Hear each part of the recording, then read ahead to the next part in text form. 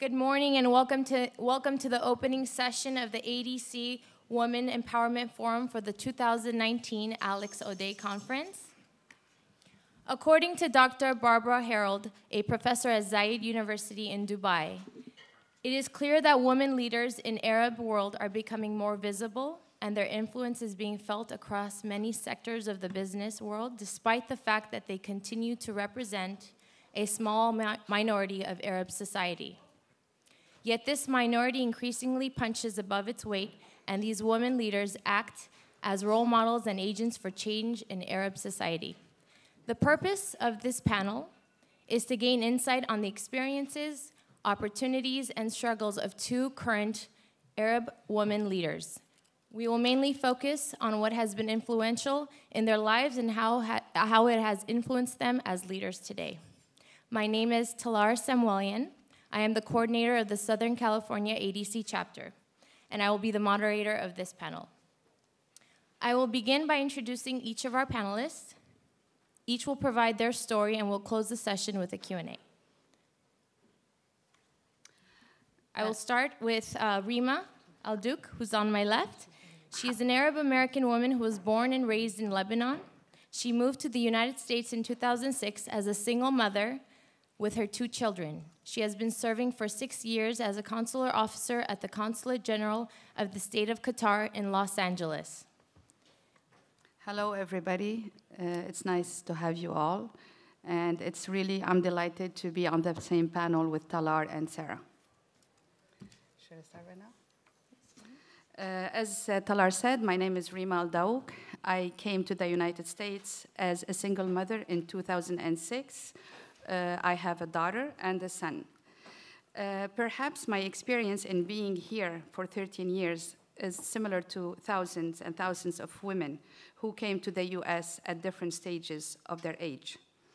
To have a new experience in living, to have an inspired life for my children, for higher education, and for a brighter future, since this country is the most advanced in many ways of these fields.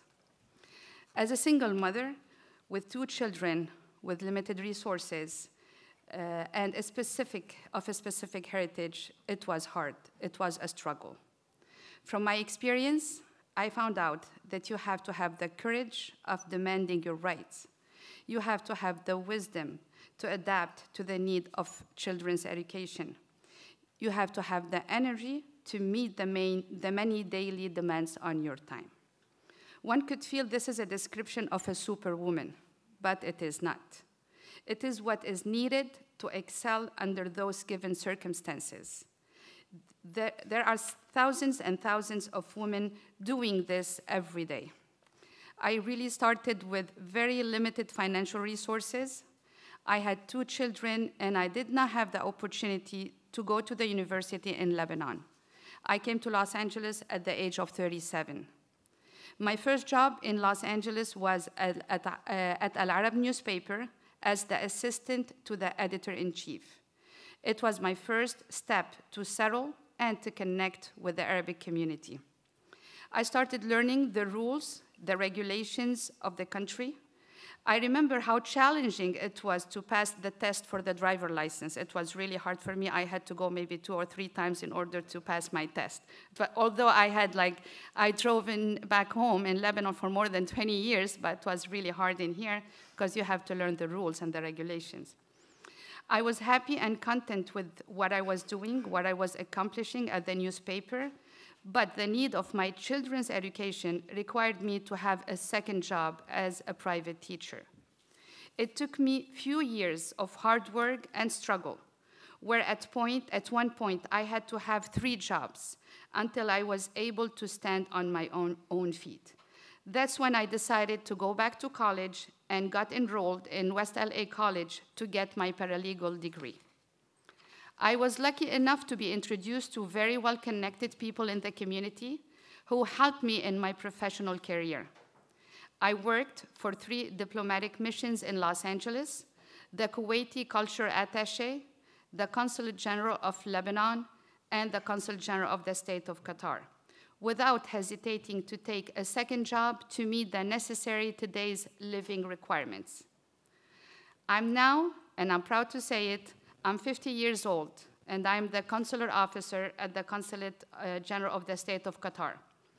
I deal with a wide range of services for Qatari citizens, traveling or living in the US, including assisting in locating missing citizens, helping Qatari citizens get appropriate health care, and assisting with criminal justice matters.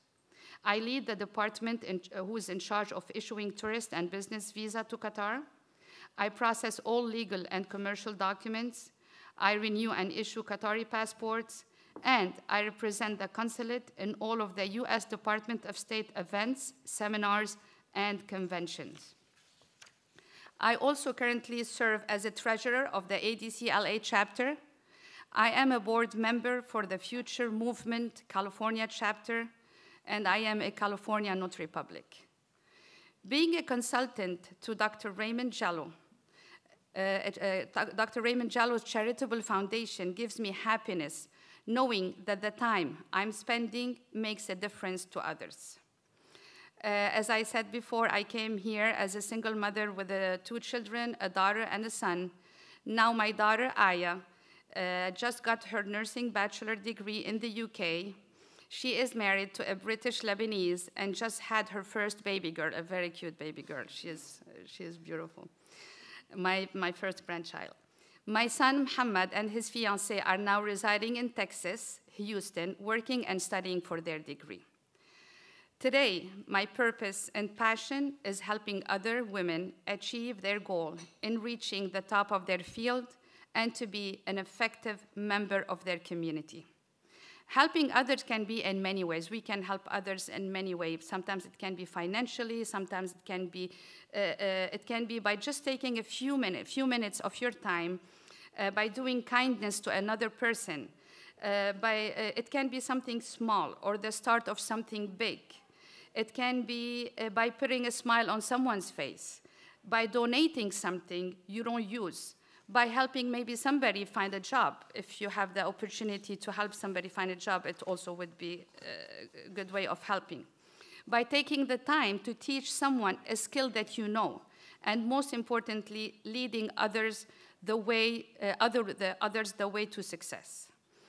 Last thing I'm not gonna take too long. I just wanted to let you know that I learned that success in any area of life requires determination, patience, persistence, motivation, and energy.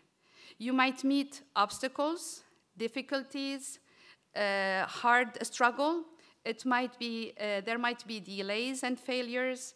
No matter how hard it may be, you need to stay patient, ambitious, and continue with your actions, despite all the obstacles, difficulties, or delays or failures that you might face. I would like to thank you all for allowing me to share my thoughts and my story with you and my adventure. And I wish all the best of success, and we all need to help our women to be the leaders of our community. Thank you very much. I tried. Thank you, Rima. Thank you. Sara Husein is a longtime advocate and community builder in the Arab American community. After obtaining her bachelor's degree, she moved to Beirut, Lebanon, to do advocacy work for refugees. She then moved to DC to work for the political branch of the Algerian embassy and to pursue a master's in public policy. She's joined the board of the DC chapter of the Network of Arab American Professionals, ultimately serving as the VP and then as president. She's also done work. She was an active volunteer in ADC, AAI, CARE, and Creative Associates. She spent a year on the board of the Smithsonian African Art Museum, representing the perspective of Northern Africans.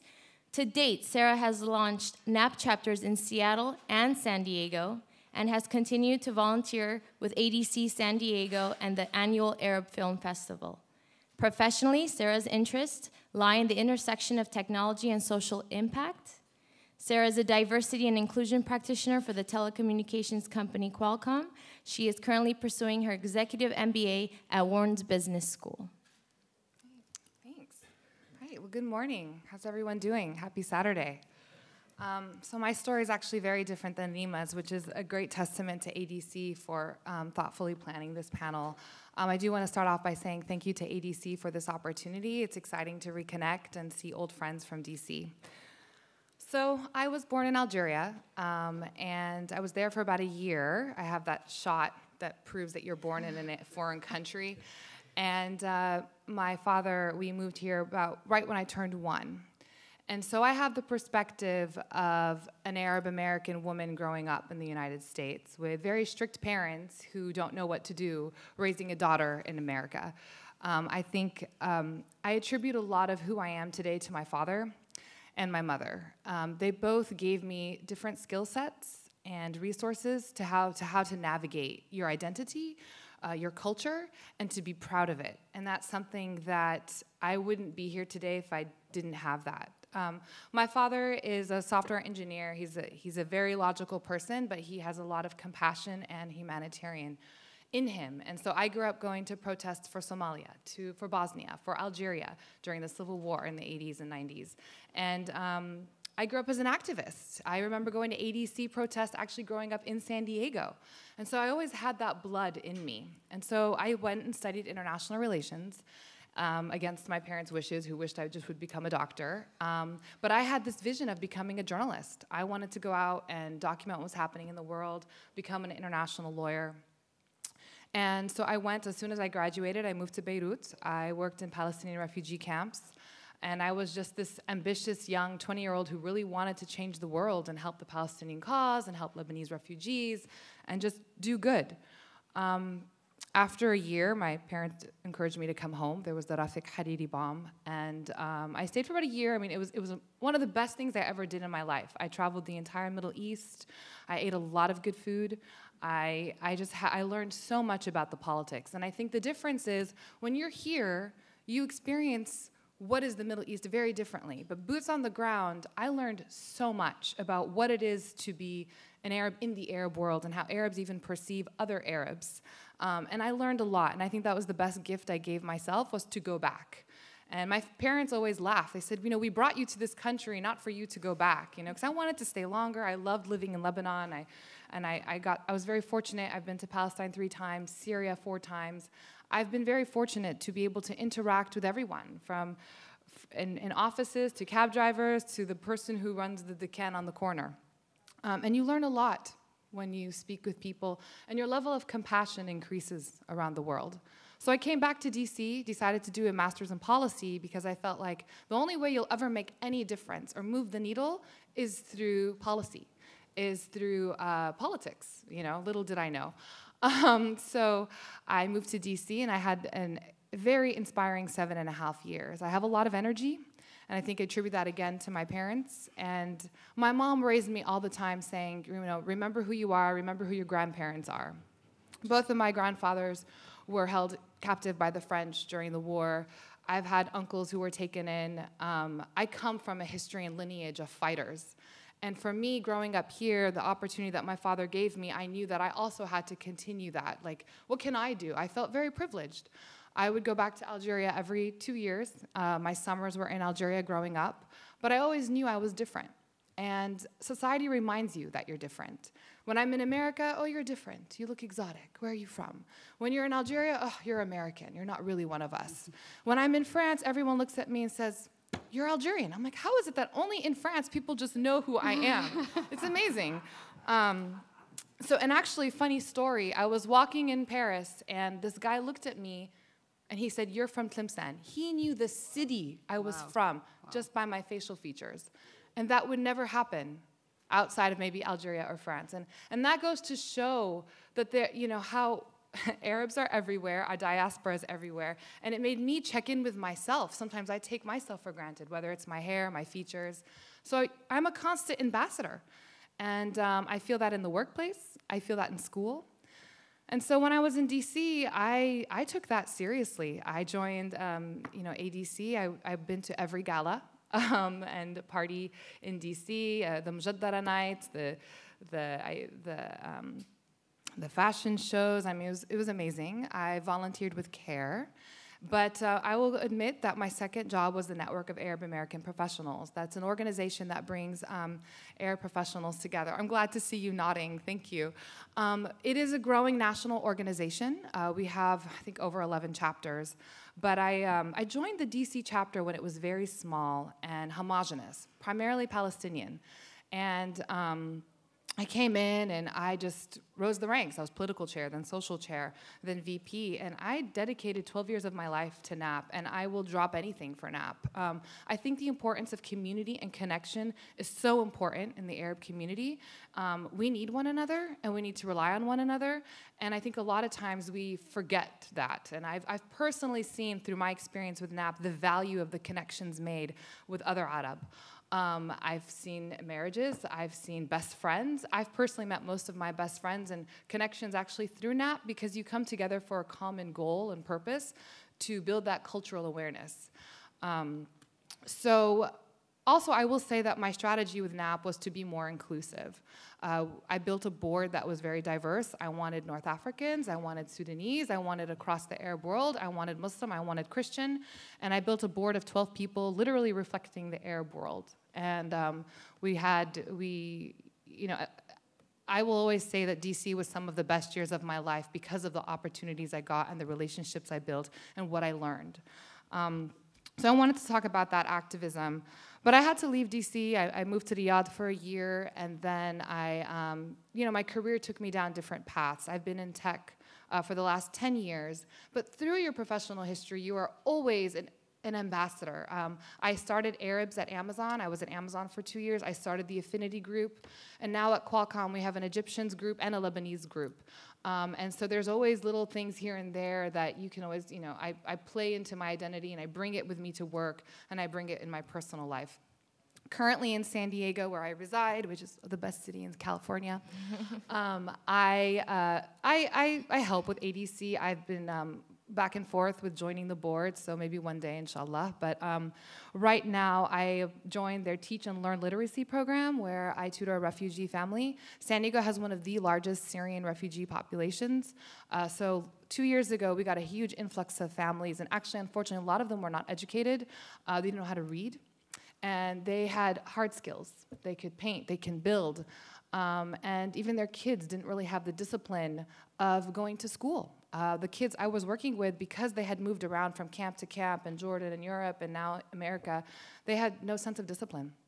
I've been with them now for 2 years, working with them, helping with homework, helping with English, making flashcards, songs, role-playing, and it's been amazing to see the opportunities that ADC has been able to roll out in San Diego. So if you have any questions about that, feel free to reach out to me after this. And I also help with the Arab Film Festival. So these are, right now, I will say, I know in San Diego there's still a lot to be done, and the community needs to be built. And I'm just excited to kind of be part of that and pass the baton on to the next generation. So thank you. Thank you, Sara. Thank you so much. What is the state of Arab American leadership today? Where are we today? Well, we are in a really good state, good step now. For example, you can see now that we have Arab leaders. Oh, yeah, I forgot. So now you can see, as a good example, now we have two Arab leader women. They are at the Congress, Rashida Tlaib and Iman, what's her name? Iman something. Yeah, so that's a good example how Arab women are being able to lead the community and to make a difference in the politics in the US. Yeah, I agree. It's been exciting. It's an exciting time to be an Arab woman. An exciting time to be a woman, period. But I'm happy to see what happened with our elections recently. And I will say also, we've got activists like Linda Sarsour and others that are out there who are also paving the way. I hope, honestly, inspiring the next generation. To me, it's great to see these women out there, but what's more important is to always think about activating the next generation. So. Sara, you work in the tech and diversity inclusion, which is a field dominated mostly by men. In fact, stats show that men are dominating that field. What tips do you have for women who are trying to break through such a field and facing these circumstances? Is anybody in the room in a tech space? Yeah. So men are usually at most companies, and maybe you can echo me here, about 70 to 80%. At Qualcomm, where I work, it's about 80%. And statistics show that regardless of your background, women don't get promoted as fast. Women don't get the right opportunities. The pay equity is non-existent. I will say the biggest thing is you have to be your own ambassador, and you have to find courage within yourself. I met a woman who for 6 years worked straight and didn't even know she could ask for a promotion. She didn't know she could ask for advice, for a mentor. And so I think there's a cultural thing in Arab women where we're fighters, right? We handle things on our own, but it's okay to ask for help. It's okay to get guidance. It's okay to use your voice. And this is something that you have to seek your own opportunities. So right now, for example, if you are looking into Intertech, there are a lot of tech conferences for women. Now, I just got back from one, 25,000 women from around the world. And there is actually Arab Women in Tech organization, and they do meetings around the globe. They've done Beirut, they've done Casablanca. And they jump around every other year, and they bring, they're inspiring Arab women to go into engineering, robotics, tech. That is the way of the future. So if you do have someone in your life that is thinking about what to study, I strongly advocate for science and technology. I'm very biased in believing that those are where the jobs are at. And those are the tools and things that are actually changing the way we interact with the world today. All of you have a cell phone in front of you. Hopefully it's powered by Qualcomm. But it is truly, we need more women. Right now we have 25% women or less in tech, and that is the space to be in if you want to really see change happening. In your opinion, what is the greatest obstacle that you as an Arab woman face when pursuing leadership roles? How did you overcome it? Well, the greatest obstacle is, first of all, you need, especially a person like me. As I said, I came to the country. I didn't come at a young age. I didn't come like Sara at 1 year old. I was 37 years old, so it was really hard for me to fit in the community and to be accepted at the first time. My English was good, but it was not as good as others or as Arab women who either came very young to the country or were born here. So it was a little bit hard for me to try to fit in the community and to try to prove myself. So I did face a lot of obstacles, and I said the main obstacle I had was I did have very limited resources financially, education-wise as well. I didn't have a degree at that time, so it was really hard, but I was able to overcome it because I had the strength and I had the will to be one of the women leaders in the community. And I have to admit that my job at the newspaper as being an assistant to the editor-in-chief really helped me to connect with the community and to, I didn't really ask for their help. I really met with very good people who were able to assist me and help me to improve myself and to become someone who can make a difference in the community. It was a struggle, but I was able to make it, and I arrived. The struggle is real, I'll be honest. It's not easy on a woman in general, and it's not easy. I think it's a little bit harder as an immigrant, as an Arab woman.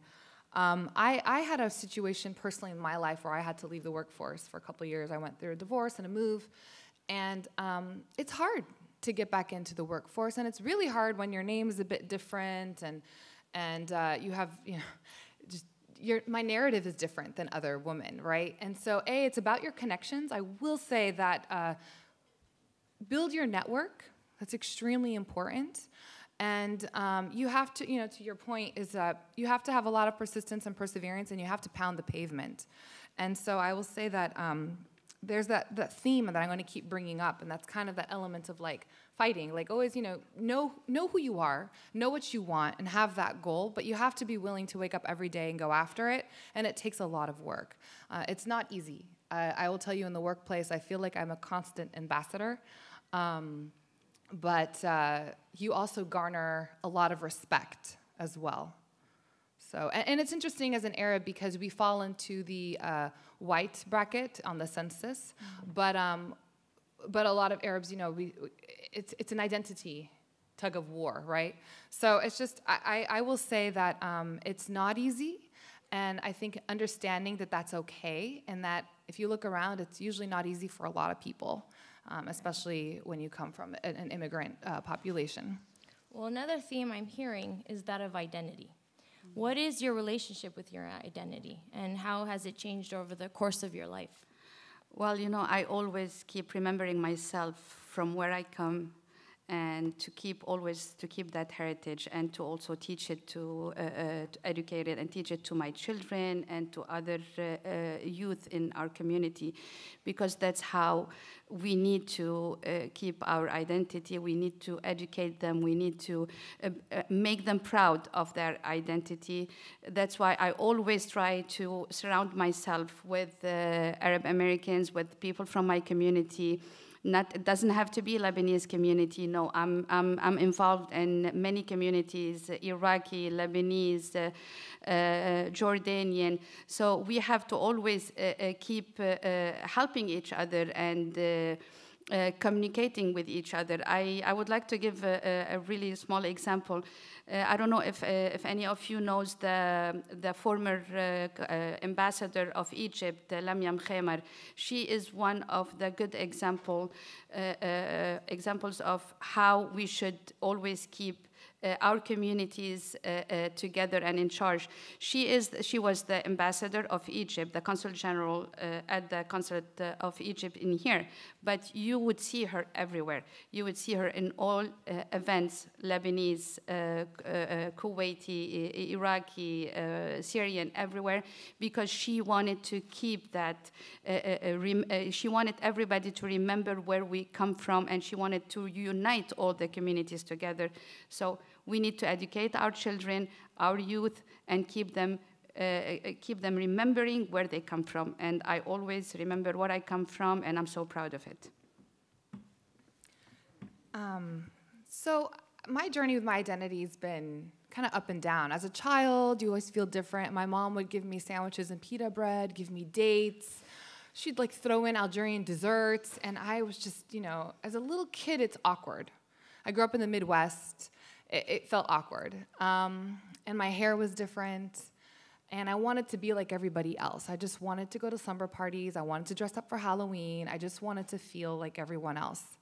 And so I think growing up, I kind of fought my parents a little bit, like, why do we have to go to Algeria again? Why can't you just speak English in public?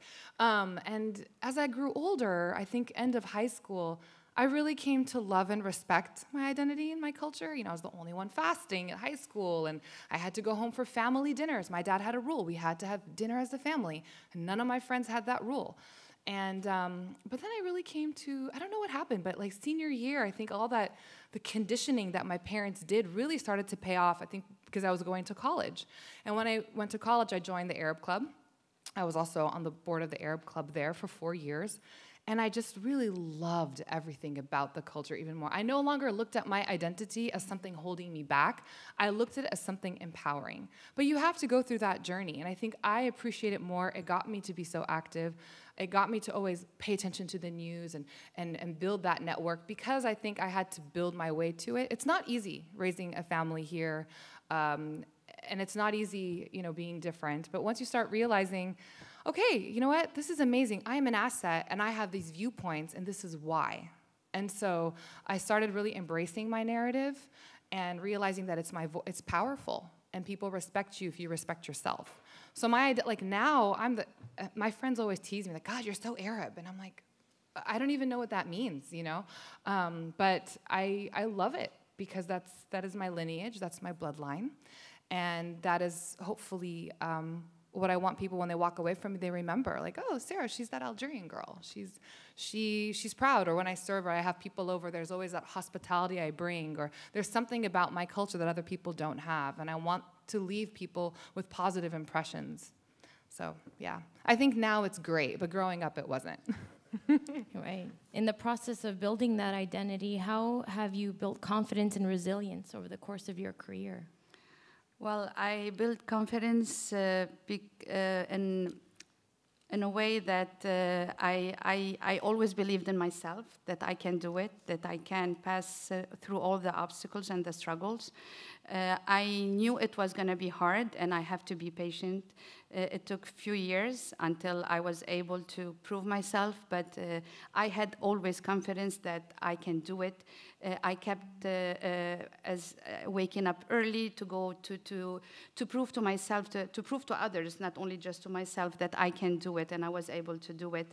I was resilient. I'm someone who can overcome any struggle, any not discrimination, but anything that may affect me. No, I would absorb it. I would be able to just let it out and just go forward again to realize what I'm going for, like the aim. My goal is to reach that point, and I always keep believing in that, and it did help me. I never gave up. I never said, okay, you know what, I cannot do it anymore. I have to go back home. I cannot. It's hard, especially at the beginning. The first 3 years were the hardest. I didn't have too many people I know. I didn't have friends. It was really hard to find my first job. Like, you're not going to believe it, my first job.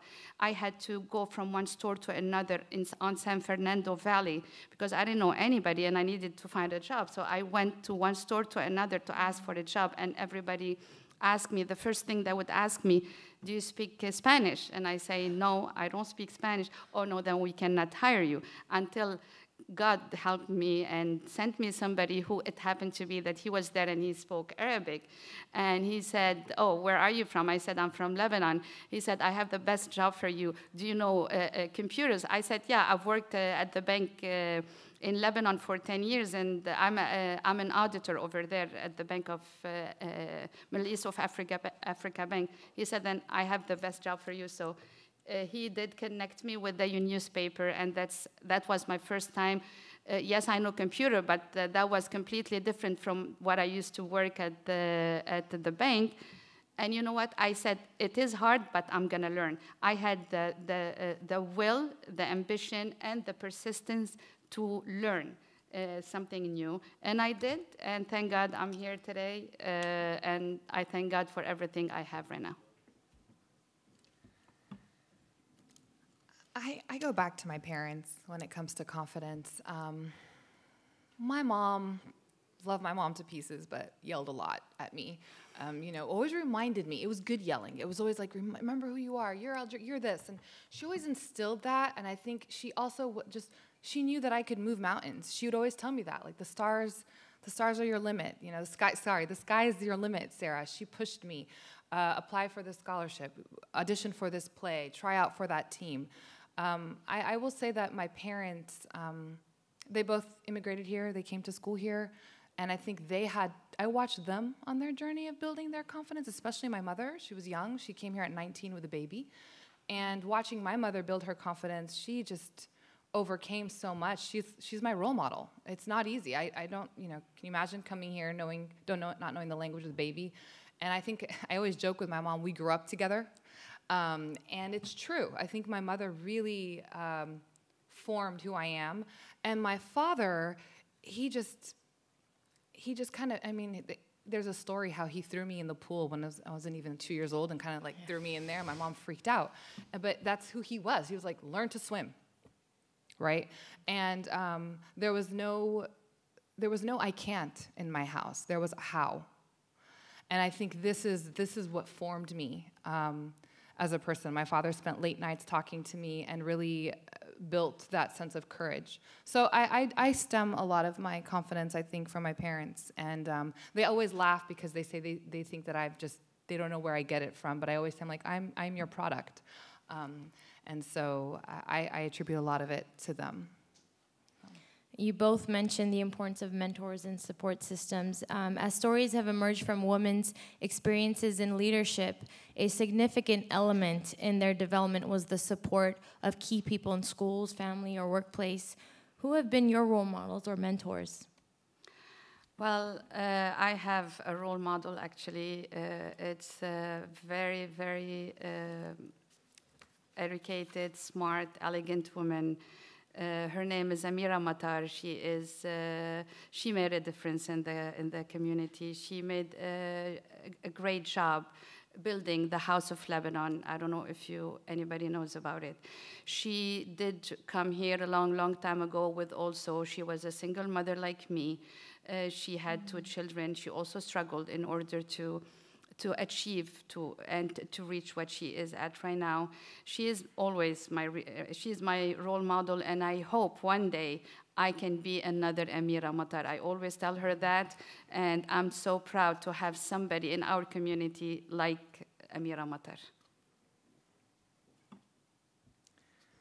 Yeah, man, I'm gonna sound like a broken record. I'm sure you can guess. No, well, I would say the first is my father, because of his activism. Right. He will advocate for any cause. We marched for leukemia. We marched for the Heart Association, but we would also get out there and march for Palestine, for example. And so I will say that he was my first kind of role model. But I've had some really good bosses along the way that have given me really good feedback. That's not just in the professional space, but in the personal space. And so one of my former bosses called me into her office one day and talked to me about active listening. And this, to this day, is like the best advice I got. You know, we're still in touch. She's someone I still reach out to. But it was the best advice I got was about being an active listener. And if you're telling me a story, just to make sure that I validate what you say. And I now practice that at the workplace. I practice that with my friends. I practice that in my community. And it's been the best advice I've gotten, to be honest. It's really helped me, I think, be a better person in someone's life. And so she actually, to this day, she was my boss at Amazon, and we're still in touch. She's someone I can still ping for good book recommendations, for advice. She's Albanian, so it's the same narrative, right? Child of immigrants. You kind of form those bonds with people who are similar to you. And currently, right now at work, I have 2 mentors, and I have a man and a woman, and that's strategic, because the man gives me very different advice. He pushes me not to ask for, he says, don't ask for permission, ask for forgiveness later. He gives me very different advice. And my female mentor, they're both VPs, she's kind of more like, here's a good book to read, you know, think about it this way. I'm getting 2 very different talk tracks from them. And I've been working with each of them now for 2 years, and they've given me different skill sets. And so I do encourage everyone to have some sort of mentor, whether it's personal or professional. It goes a long way to have someone to bounce ideas off of and just get advice. So. How does being Arab play into your cultural practices? How has it influenced your current leadership practices and your values? Can you just repeat the first? Of course. How does being Arab play into your cultural practices, your identity, your culture? How has it influenced your current leadership, your cultural background? Well, it does influence my cultural practices, of course, to the positive thing. I always I meet with a lot of American or other nationalities people at the events that I attend for the Consul General, and they always, like, when they know I'm from Lebanon, like, for example, the other day I met with the Vice Consul of Argentine, and he was asking me more about our culture, about the Lebanese culture. So I was really proud to tell him. I told him about how the Arab culture in general and what is the Lebanese culture. So that made me more, like, it gave me more confidence in myself, and I was so proud to explain more about our culture. Now, every time I talk about it, the first thing they tell me, oh, you have good food, or you have this and that. I tell them, yes, we do have that, but we also have good things. We have heritage. We have the way we are raised is different than we're raised. People are raised in here in different nationalities. So I try to explain to other people or to other nationality about our culture and to show them the best of it. So culturally, I love to host. So I always have really good Arabic sweets at home. And I always throw Ramadan iftar, and I invite everybody. I invite people who are observing Ramadan, people who aren't, because I want to make it a point to make this like a very special time of the year for everyone to partake in. I always have an Eid party too, the second Eid, and because it's such a random holiday, and I want to make sure to acknowledge it, I always decorate my house. So things like that, I think culturally are really nice. Get together with my friends, we do little reunion dinners. It's a time to bring people together. But I will say, I personally feel a void if I'm not doing something in the community. I'm driven by activism and involvement. And so, to your point, for me, I'm not just, I want to make sure that I don't take it for granted. And so, I feel like I'm not doing any justice if I'm not doing something, which is why like, right now I'm tutoring. And so when people like to ask, like, oh, what are your hobbies? What do you like to do? And I always go back to, well, you know, I advise NAP, or I go to these events, or I'm advising the film festival. I like to make sure that I'm tapping in and I'm aware of what's happening in the community, and that's just in my blood, I guess. So I see you're on a mission to sprinkle and change minds. Right, you've been from your beginning to you know just hosting and having people come from different backgrounds.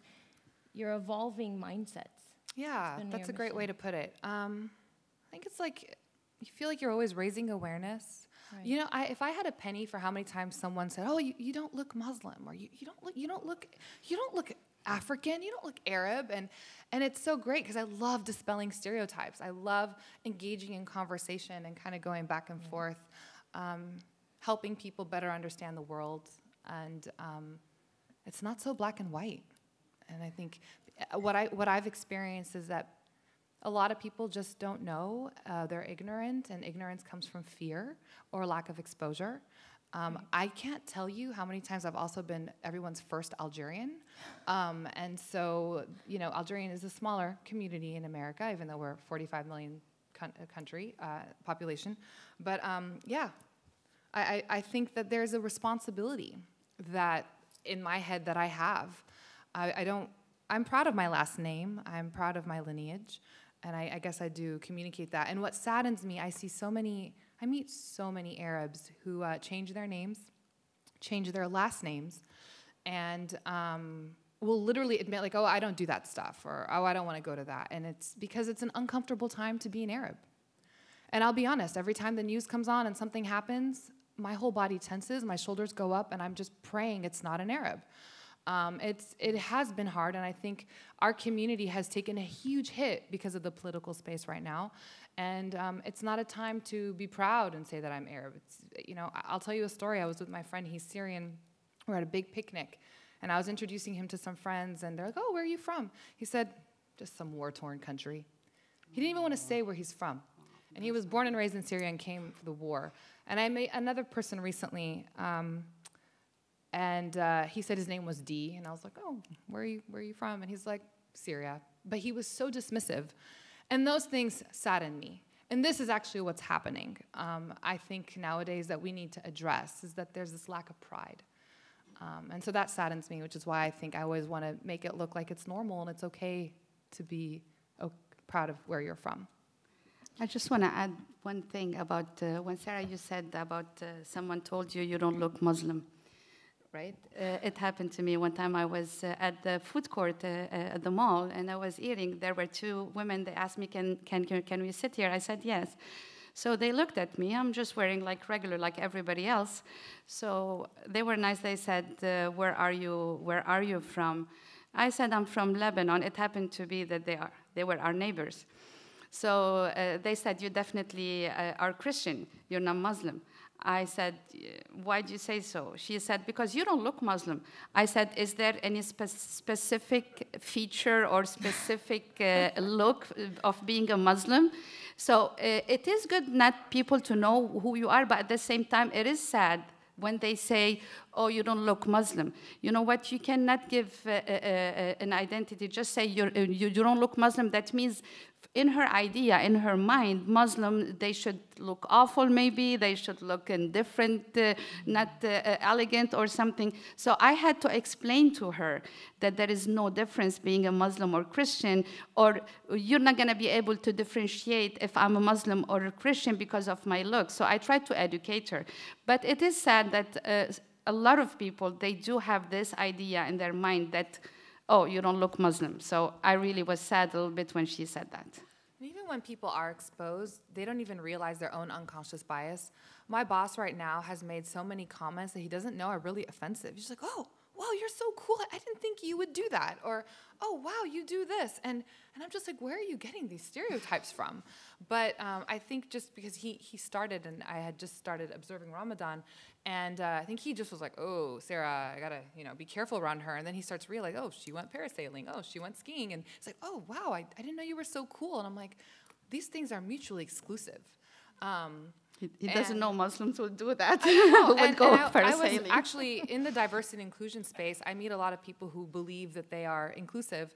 And I was chatting with a gentleman, and I was telling him about my hobbies. I'm like, oh, I love to dance. He's like, oh, I didn't know Muslims dance.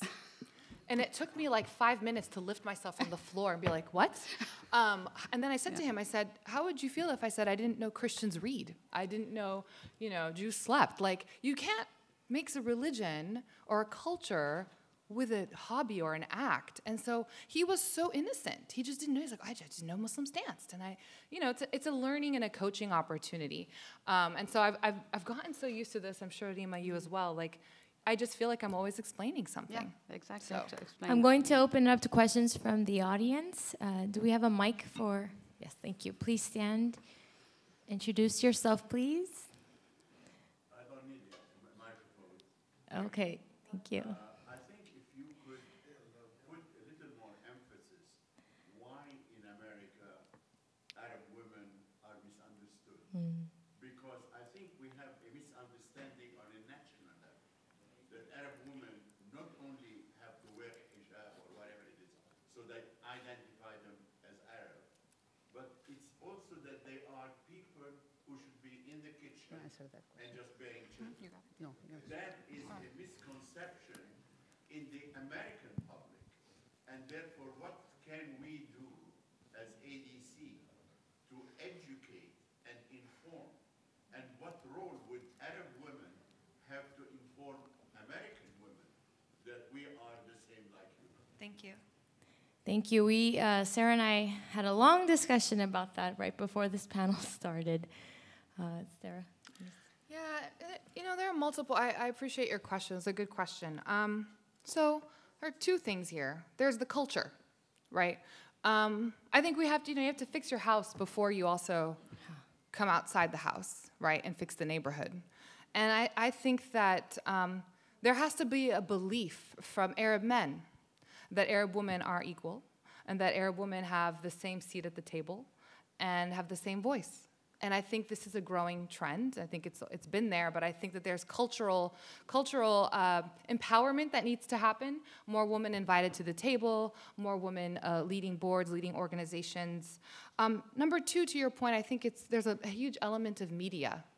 Arab women are not heavily portrayed in media. And when we do, I don't think we have the best brand. And I don't have a role model. You asked me the role model question. Who is my role model that I grew up seeing as an Arab woman? I didn't grow up seeing any Arab woman role models around me. Now there are for younger girls. Not when I was growing up. She's a role model for people today. But I didn't have anyone. I don't think, Nima, you had anyone. But so now there's a movement of change that I think younger women or the Arab community is seeing the voice and the face of more Arab women. But we didn't have many in media, news broadcasters, in law. Like now, and there are more Arab women lawyers than Arab men, for example, in a lot of countries. From Lebanon, and I'm sure Rima can tell you. Yeah. She's the first woman ever in the Arab world, before Israel ever got anybody in their parliament, Lebanon Yeah. And we need more Mirmanas, right? Thank you. And that we're still in a generation of firsts.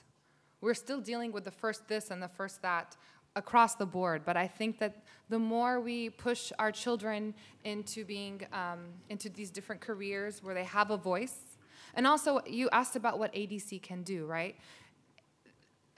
I think that there are programs that can be rolled out. There could be mentorship programs, buddy programs.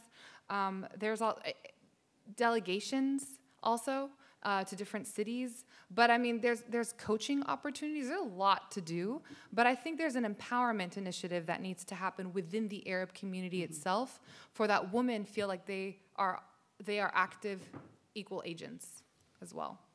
Thank you. Hi. Hi, could you please introduce yourself? Yeah, my name is Madar Lavi, and thank you so much for such an inspiring presentation. I owe a lot of myself to my mentor, Professor Suad Joseph, being half Arab, half European Jew from Israel, and looking Arab and being faced with racism accordingly. So when I arrived in Berkeley at 79, Suad was the first non-white Arab woman professor I met, and she took me under her wing both as a graduate student and as a young faculty, and as a single mother, which brings me to the issue of the absence of children from your discussion. We heard them in passing regarding single motherhood. But our families, this is a big country. And our families, some of them are in the Middle East, some of them are scattered throughout this United States and Canada. Who does the childcare? We no longer have, like, near us an auntie or a grandmother. So the solution that European women have arrived is refusing childbirth. And Europe is now struck by a phenomenon called the barren womb. As immigrants, let alone immigrants from the Arab world, we have a big pressure to reproduce. And there is no organized childcare in this country. So how does one negotiate the societal Arab pressure to have children and the pressure to have a career? And how does one pay for that? Because childcare is very expensive here. No, you answer that. You answer it. So I know childcare is very expensive, and it's really hard, especially when you are a single mother. You have to be in charge of everything, and you have to struggle to provide your children the health care, the education, and prepare them for the real world. What we can do, as Sara was saying, maybe with programs that we can provide education, maybe we can give some education to our communities in order to help to provide this, to help raise more awareness about producing healthcare, about having more children, being more responsible in this world. But to be honest with you, as to be more effective on how to help the awareness, the healthcare system, it needs more research for me to be able to answer like that exact question. But what we need to unite together as Arab community in order to find the right solution or the right way to find the right care for children care or awareness to have all the mother or the mothers or the single mothers or just all, not only the single mothers, the parent, the father and the mother, to be able to provide that to their children. Thank you. I'm sorry? Who watched your kids when you were Well, who watched, to be honest with you, it was really hard. I had nobody, I had no friends, I have no family. It was really hard. And I don't think it's really easy for our community to have this like a program or to have an institution that can deal with this children care. But what I did, it used to be that I used to leave them, I used to take them to school every morning. I go to work, and then at 2 p.m. I have to leave work. I have to go pick them up from school, take them home, prepare their lunch, and then leave again to my job again to one more time. And I would keep calling them every half an hour to check on them. I would lock the door, give them the key, put them so they can put it inside. If in case anything happens, emergency fire, they can leave. And I always tell them, don't open the door to anybody, no matter what, unless it is me. So I had nobody to care for my children. I had nobody to help me in that. So it's hard. And I think until now it is hard. It's hard to find somebody to care for your children. That's why we need to make like kind of a study about that, maybe find an institution that can, like back home in Lebanon, you either have your family or you have places they care for children.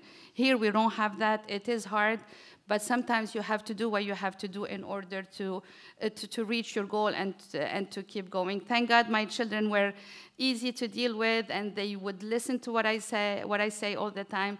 So we kept doing that for a few years until they were like maybe 15 years old. Then I wouldn't worry about them anymore. But before, younger than that, that's what I used to do.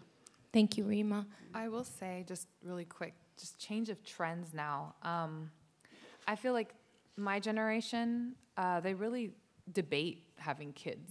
I don't think there was that debate before as much. Now, like, my friends openly talk about, like, do you want kids? Because it's really expensive. And, you know, coming out of the recession 10 years ago, a lot of us are still playing catch up. And you don't see, you need 2 salaries. Like, the way people talk now is like, you need both parents to work. It's very hard. And so most of people around me have nannies. They'll drop their kids off. And so, you know, to your point, it's not family who's taking care, but the definition of family changes when you become an immigrant. You start testing your own sense of trust, and your family definition expands. Thank you. My name is Nadia Saad Bettendorf, and I'm a member of the board, of the ADC board in Orange County, among other things. My first question is for you about working at a consulate. Has working at a consulate limit you from your activities with other organizations or association with people, whether they are Arab Americans or non-Arab Americans? And the other one is for both of you. You talked about supporting each other and helping each other. But you did not elaborate on how you do it. Is it on a one-on-one basis, or are you forming so-called clubs or groups in your area, where you live, where you can get together with people, mentor them, know what to do and what not to do, teach them what to do and what not to do? And have you worked with students at all in this field to train them as well, especially when they are seniors and they're out to face the world? So, thank you. Answering your question about my work at the consulate of Qatar, actually it's on the contrary. It did not limit me at all. It did help me even more. It did connect me with other communities, not only Arab, other communities like Turkish communities, communities from Argentina or Brazil. So it really helped me to connect with other people, with other activities. My activities are not limited at all. I have the freedom to be a board member on any organization I wish. I am an active person as far as attending events for many organizations. The last event I attended was the grand opening of the House of Lebanon. I also I do attend events for the U.S. State Department. So no, it did not limit me. Actually, it did help me a lot. I really did not mean the organizations or embassies or consulates or anything on the diplomatic level. Grassroots organizations is what I mean. Same thing. It did not limit me. No, it did not limit me in being involved or active in organizations, grassroots, as I said, such as House of Lebanon or such as other organizations that are that charitable organizations that would help other communities. So it did not actually. It made me even more active. Thank you, Rima. I think the how, you bring a great question. I appreciate it. The how is always very difficult. I'll say for myself with NAP, for example, we've had book clubs. Yes. No, I meant women organizations. NAP is mixed. Right. I'm talking about concentrating on women and really empowering them to do something more than just follow the men type or the example of the men. Yeah. I think, my micro efforts, whenever there's something happening, I'm the first person to tweet about it, to post about it. I'll send an email to my girlfriends and say, hey, we should go to this, we should support this. It sounds like a micro effort, but it goes a long way. And if more people did that, that does help build community. I think you bring a good point. I think we do need more of that. But we would need coaching and direction on the objective and the goal. Well, what do you want the woman to walk away with? What's the overall sense? And so there has to be more thoughtful conversation around it. But yes, you bring up a great point. Yeah. Thank you, Rima. And yes, sorry, we have one more I'll question connect in with the you back. after this. We have one more question in the back, if we could get to it, please. Yes, we'll talk. Hello. hi. My name is Ujni Tuma. I'm on the board for the ADC San Diego. Hi. Hello. And obviously, I'm kind of young, but I have been told by several members of my family that my activism is, for lack of a better word, too loud. I've always been very outspoken for Palestinian rights. I advocate for Black Lives Matter. I marched to the border to protest against the illegal detention of the migrant children. And I was told by people in my family that, public speaking, that I'm going to get blacklisted in my future endeavors, and my goal is to go to med school. So I was told by people in my family that med schools aren't going to want me because I advocate for Palestine specifically. So is that something that you've ever faced, being blacklisted while you're trying to further your career? And if so, how did you deal with it? Yeah. I actually I have a lot to say to that. I actually have been pulled aside by TSA. They destroyed my suitcase. They took everything out and scanned it multiple times, and I got a lawyer, and now I'm on a list of don't touch me list. Yes, it is a real thing, but I will tell you that employers and schools appreciate people that have a passion. Every interview I've ever been on, I talk about my activism, and I frame it in a way of building leadership skills. You have to work on your narrative, on what that has taught you and what you're going to bring to your potential school, right? So being loud is not a bad thing, but how you're being loud is very different. Are you, being rude or offensive is very different. And just keep in mind that everything is documented on social media.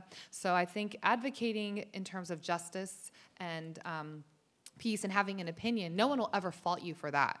But how you do it is really important. So I will say your family, and I don't know enough, so I can't ever, I will say that culturally, sometimes we shy away. We're afraid. We kind of want to, be on the DL and don't draw attention to yourself. It comes from a good place, but I think how you do it is really important. But I encourage you to keep doing what you do because we need more people like you, and you're never too young. I just want to say that.